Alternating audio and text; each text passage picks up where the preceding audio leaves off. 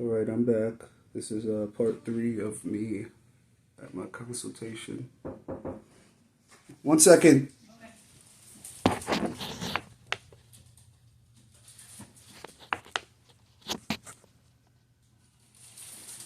Okay, I'm ready.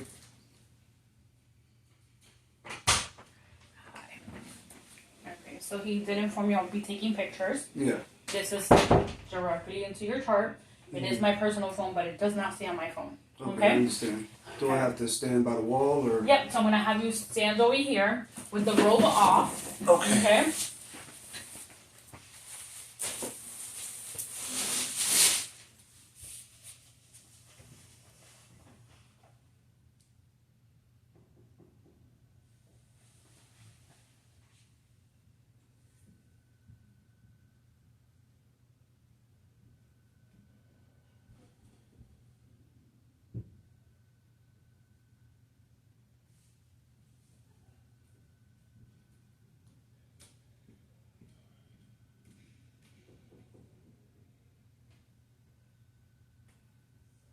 Now I'm just going to have you go a little bit to the side.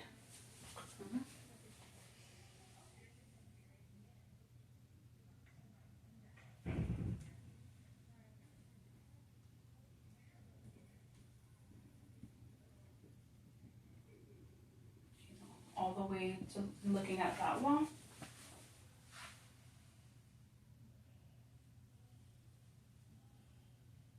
Okay, now the same thing on this side. This? And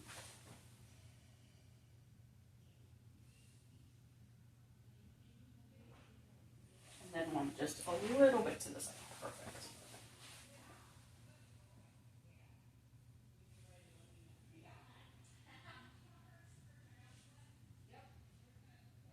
Perfect. You can have a seat and cover. Thank you. You're welcome, and then he'll be in charge. Okay, thanks.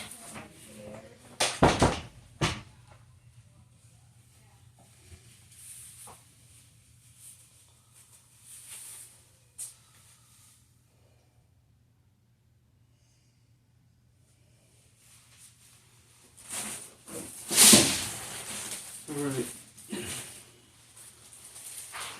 I'm back. So,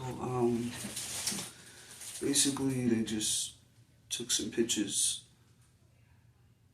You know, they said, when they came in here, they said, I'm just here to take some pictures. Like Jeffrey Dahmer. I'm just joking. But yeah, they did take pictures of my chest. I had to take the robe off.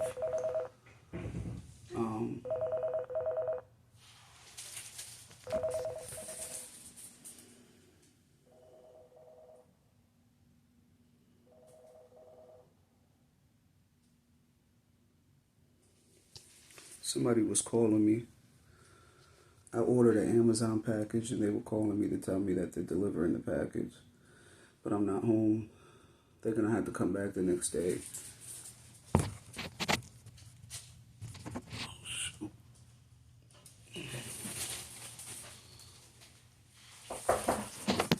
1 second. Okay, I just wanted to let you know that you can get fully dressed. I can get all the way dressed? Yes. Oh, okay. Thanks.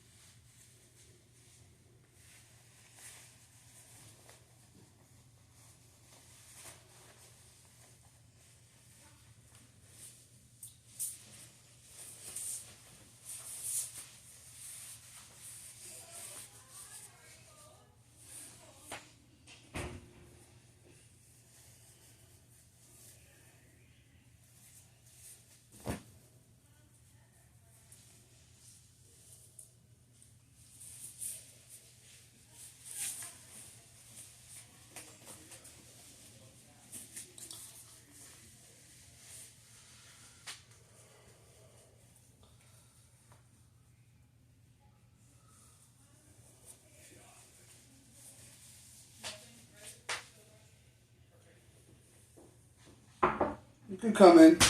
Great. Oh, okay to come in now? Yeah, that's fine.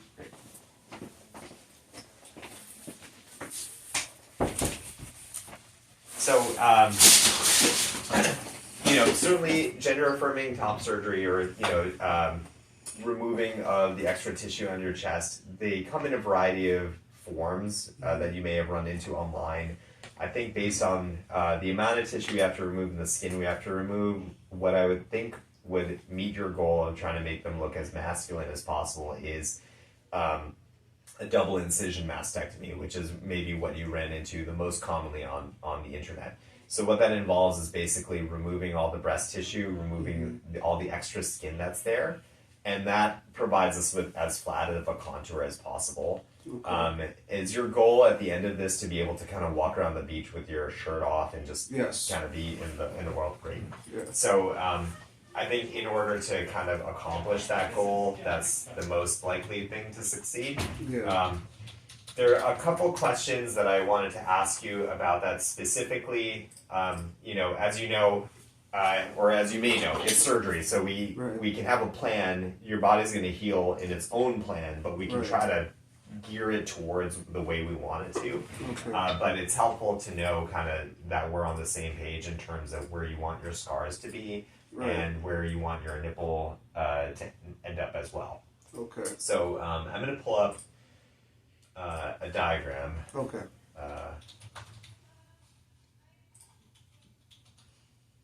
Yeah, because the biggest issue is like that I've been on testosterone for so long, and everybody kind of sees me as a man, which is what I am. But I have a heavy chest, so it's like it causes a lot of body dysphoria. You know what I mean? Totally. Yeah. No, I completely get that, and I think that this can help with that. Definitely. The things that I'm trying to learn from our conversation is stuff that is going to be stuff that I make a decision about in the operating room while you would be asleep. And you would be the surgeon? I would be the surgeon. So if you look over here on the left, there's a series of different positions of men's nipples here. When you look at this, which looks the best to you in terms of, the only thing that's changed from one body to the other is the position of the nipples. So of those nipples, which do you think looks the best to you? A looks the best of all of them? Okay. Yes. So, great. So G and H you think don't look particularly good? Great. No. All right. So we're on the same page. I don't like that here. It's like you don't even see the nipples. They're low. Okay. I don't like that either. So that's... So it's good. So what I'm learning from you, and I'm just going to put this into words, is it sounds like you would like your nipple to be lower rather than higher, but on the outer portion rather than on the inner portion of the chest, right? You don't want it to be in the center of the chest, like for example B, H, or G. Yes. And exactly. And you agree that it should be kind of on the outer aspect, like these other positions. However, you don't want it to be like right where the shadow of your pec muscle would be. You want it to be a little bit more high. Yes. So that's fair. The goal for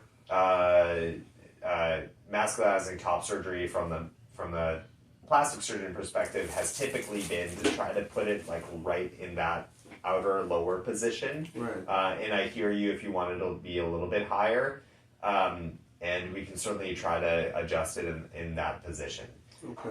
That being said, the other question that I have for you is with regard to your scar. So some people really don't want it to curve at all on the inner part of the scar or the outer part of the scar. Some people don't mind because they really don't want it to cross the middle of the chest. And the reason that most people don't like it crossing the middle of the chest is because sometimes it can be really thick. The scar can be really thick in the center, but some people don't really like it curving because they think that's a little feminine looking. Oh, I see what you're saying. Yeah. It's kind of like a boob shape. It's kind of round. That being said, flat is what we would be going for, and both those things achieve the same goal, and it's just a matter of what you feel about it. So, like, I have my opinion, but I'm a different person than you. So I wanted to clarify with you, would you, because my concern looking at your chest is that you're going to have a lot of extra skin in the middle, and I'm going to have to find a way to get rid of it, and I could either get rid of it going up, or I could get rid of it going across. And getting rid of it going across in folks with our skin tone sometimes leads to a thick scar in that area. But if you're okay with that and you just don't want it to be curved, I'm happy to do that. Okay, that's fine. Yeah. You want it to curve? You're okay with it curving? Or you want it to go across? What do you recommend? I usually recommend curving up simply because of that healing issue. Okay. But like I said, if you really hate it, I can go across it. So if it's across, it would be just more scarring, like in the middle? It would just be like, if you imagine, the scar is going to go across the bottom. Usually we try to line that up where your pec would be. And that scar is going to end up meeting somewhere in the middle. And usually they don't touch each other, so the right part of your chest is separate from the left. Right. But if you have a bunch of skin, I have to do something with it, so I could either make the two scars touch each other so they're completely connected, and that's one way to get rid of that skin, or I can have them both kind of curve up so they're not touching each other. You still have this central portion of your chest without a scar, but these kind of curve up. Okay, so this part will, if it's curved, this part won't have that scar. Correct, yeah. Okay. That's I what can I'm do saying. that. Okay, alright. Yeah. And then as far as the outer part of your chest, do you want that to curve up towards your armpit, like to follow the border of the pec muscle? I mean, these folks are... Like in between, like that? It kind of, like going up that way. I've had patients who want me to rather just kind of go straight towards the back so it doesn't curve on this outer part. It doesn't matter to me from a healing perspective. It's just a matter of preference. Whichever will make it look more masculine, honestly. Okay. The traditional teaching, or like the way that most top surgery performing plastic surgeons do it, is they have it try to curve up near the pec, so it's hidden within the shadow of your pec. Sense. But if you felt strongly that you don't like that curve on the outer side, I could change that. No, I'll do it with the curve. Okay, great. So curve in the middle, curve in the back, and we'll just try to keep the scar minimal. Yes. As much as we can. But like I said, if we leave, the trade-off is if we try to keep a scar short, we may end up with a contour issue. So I'm going to try to make it smooth as like kind of the priority. Okay. So that was a lot of discussion about scars and nipples. But the other thing is in terms of how much tissue to remove. So I'm going to try to remove as much breast tissue as I can that's safely achievable. If you look at anybody, there's going to be a degree of just soft tissue that's like underneath our skin, just anywhere. And what I'm going to try to do is try to make it so it's flat and try not to make it so it's concave. And so sometimes that's a trade-off. Okay. And what I typically recommend to people is that if I'm trying to make a decision, I'm going to err on making it fuller rather than concave, because concave looks weird. Okay. But fuller just looks like you're a dude with some extra tissue on their chest. You know, it still looks masculine, but it's not super duper flat, which is oftentimes just kind of goes in hand with the rest of your body. You know, it looks uniform. So those are the major decisions I make in the operating room. How much tissue to remove? Are you cool with that? Where do I put the scars? Can I curve them, or do you want me to make them touch? And then where to put the nipple? And the nipple, the way that it lives is as a skin graft, basically. And what a skin graft requires is that the blood supply from the skin that's underneath it gives enough blood supply to the skin to make it survive for the first week. So the way we keep that in place is we sew on a dressing that we remove in the office in a week. And they look weird for the first number of weeks to months. And then they eventually even out, and most people are pretty happy with the way they look. Some people are not, and if that's the case, tattoo touching up can be done in the area. I can refer you to somebody who does a reeler tattooing for our practice all the time. And then some people just like to get a big chest piece. It's just totally up to you what you want to do. Those are the major risks. Bleeding and infection are relatively low risk. Depending on how much tissue there is and how tightly we're able to close everything, I may have to use a drain for surgery. Sometimes I don't have to. It just very much depends on the circumstance. You'll have to wear a chest compression garment, usually a binder initially, and then you can switch over to like an Under Armour compression shirt if you want to, after a couple weeks after surgery. Do they provide that, or I just? We'll provide you with a binder. Oh, okay. We don't have the compression shirts, but the compression shirts you can buy. Yeah. And then the stitches that I do are all dissolving except for the ones around the nipple that need for the dressing to come out. Right. It's a day surgery, so you don't stay the night. You just go home the same day. Okay. So that means you need a ride to the surgery center and a ride home. Right. And then in addition to that, the recovery time is about 2 weeks for skin to heal typically. Okay. It takes about 3 or 4 weeks for the nipple to be like totally healed. Sometimes it's super quick. Some people just take a little bit longer. And then the last thing is as far as going back to the gym, working out, whatever you want to do, that's usually 6 weeks after surgery. Okay. And how long does the pain last? Pain is variable. Most folks experience pain for the first 3 days, 4 days, and then it gets much better. I can prescribe narcotic pain medication for the pain, but most of my patients take at most 12 pills total. Then you can take Tylenol and ibuprofen for like the milder variety, and then take that for breakthrough. Oh, okay. Great. All right. Do you have curious? Do you have like pictures of people that have just curious. I've got a few, and always my caution when showing them is that everybody's body's different, so you just have to be mindful of that.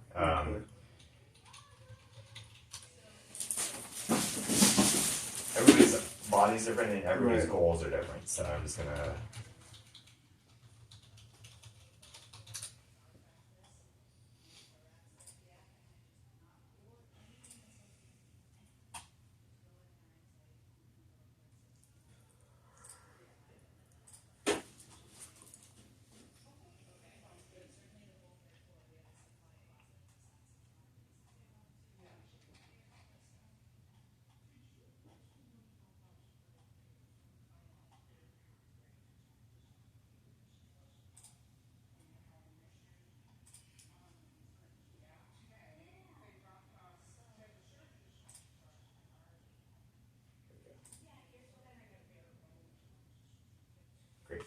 So this is a non-binary person who wanted a little bit extra, but you can see the scars kind of curving.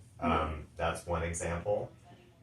This is like another similar case.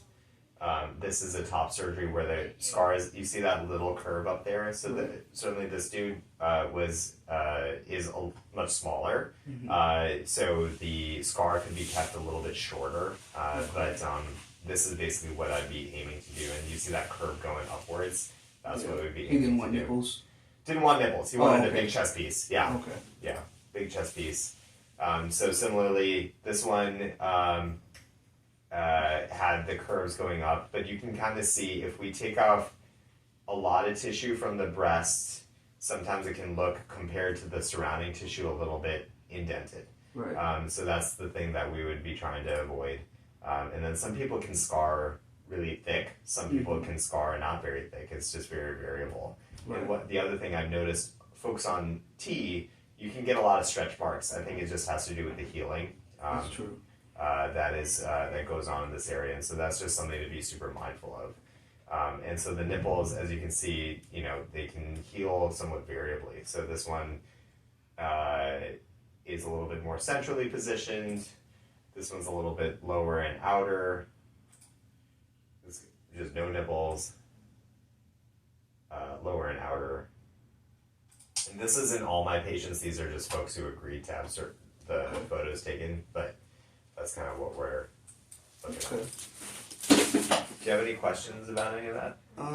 So you just need a letter from my therapist. What about my primary care doctor? Do you need anything from him? No. As long as you don't have any other medical problems, so no. I think we're all good from them. But it's really just your therapist. And what would she put in the letter? Just basically that you're have been thinking about it for a long time, how many years, and that you are in a good mental state to undergo top surgery, and that they also agree that this would help with your dysphoria and body image issues. Okay, and And I do have another question. So, Please. I wanted to know, as far as the health insurance, like, does the health insurance cover it at all, or part of it, or It does. do I Yeah. have to pay? No, it usually covers all of it. Oh, okay. I wasn't sure. Yeah. What kind of health insurance do you have? WellSense. Okay, I'm not sure specifically, but Right. every insurance that I've submitted this for has approved the surgery. Your Okay. deductible will be whatever the deductible is, but Right. it's just like having your appendix removed. You know? Okay. Yeah, Yeah. that makes sense. Yeah, they did explain that, but I didn't. They also said that they weren't sure. You know what I mean? That's why I asked anyway. Yeah. Yeah. And how long would it? Like, when could the surgery be scheduled and all that? So Michelle, my nurse, is my person who would call you to schedule. Once we get all the paperwork in order and we get approved for surgery, we would just find a date and time that works. Do you have transportation that you could go to Wayne Hospital, if possible, in Palmer, or do you need it to be done in Springfield? Yeah, it has to be done in Springfield. Okay, Springfield. It may just take a little longer, but we should be able to find some time. That's fine. And as far as like, what was I gonna ask?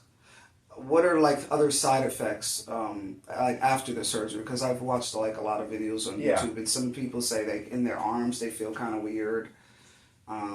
So I was just curious. Yeah, totally. I mean, you're losing a lot of tissue in an area that you're used to having for a long time, so just the sensations that you're feeling are going to be altered. I've had patients say that they can feel their nipples. Mm-hmm. Most people cannot, and from like a biology standpoint, it doesn't make sense that they do. But Right. you know, sometimes people can say that. Soreness in the chest is common. Mm-hmm. The scars can sometimes be tender. I've got some folks that I am treating with steroids to try to calm their scars down. That's the big Right. side effect or the issue that we can run into. Those are kind of the long-term stuff. And then, you know, of course, it's just, at some point it's me just making a judgment based on our conversation. Right. And so if there's something that needs to be touched up on and I can deal with it in the office or like in a small procedure room under numbing medication, I'm happy to do it. If it ends up being a bigger surgery, we have to go through insurance to approve it and that sort of thing. So my goal is to try to get everything kind of teed up in one go. And of course they're gonna put me to sleep, right? Absolutely. Okay. Yeah. Making Yeah. sure. Okay. Yeah, for sure. I don't have any other questions as of right now. Oh wait, what about eating and drinking like after the surgery? You can eat normally. I usually Okay. recommend nothing heavy. So Yeah. just like for the first day or two, and then when you're feeling more like yourself, you can eat normally. Okay. Well, that's it. Okay. It's great to meet you. If you You have as any well. other questions, just give us a call. Okay. But What's your name? Dr. Naram. I'll show you how it's spelled. Yeah. And we can give you your card as you leave. Okay, yeah. I'll take the card on my way. Okay, great. Nice to meet you. Nice to meet you also. We'll see you later, okay? See you later. Thank you.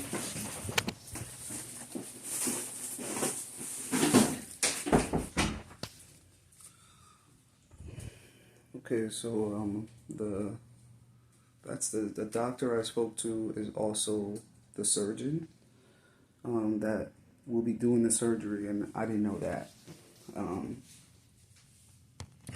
So now I'm just gonna put my clothes back on. Actually, this video. Wait a minute. Yeah, this video is a little long. I'm just gonna make another video.